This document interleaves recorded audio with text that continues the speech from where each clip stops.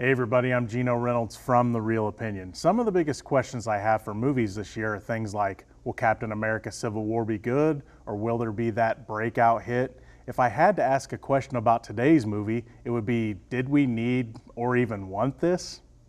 First, a bit of a movie history lesson. While Kristen Stewart-led Snow White and the Huntsman did fairly well financially, an affair between director Rupert Sanders and Stewart would alter the plans for a sequel. Universal Pictures would instead focus the franchise on Chris Hemsworth's character, the Huntsman, trying to bank on his rising popularity. This last weekend, we got to find out if this was a good idea. I didn't really care for the first film, so I really wasn't looking forward to this one.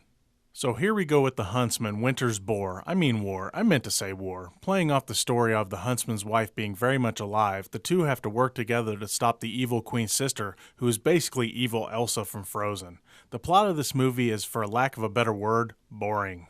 The action's pretty lackluster, the CG seems like it didn't even improve from the first time around. The love stories, and there are 3 by the way, are all cringeworthy, especially between the Huntsman and his wife.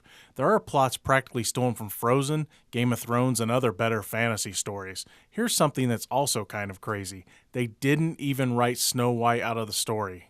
Sure, we see her, but only the back of her head, and there is no mention, none, of the Huntsman being in love with her. They should have just recast her if the character was going to be in the movie.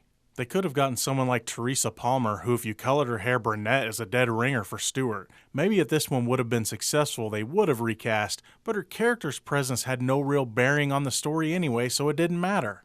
Long story short, there really isn't any reason for this movie to even exist. But remember, it's only just one guy's opinion. Mirror, mirror on the wall, what movie is the most pointless of them all? You know where I'm going with this. Look, I know that they were trying to save a franchise both financially and from public embarrassment, but this is one time they should have just let it go. Until next time, I'm Geno Reynolds from The Real Opinion.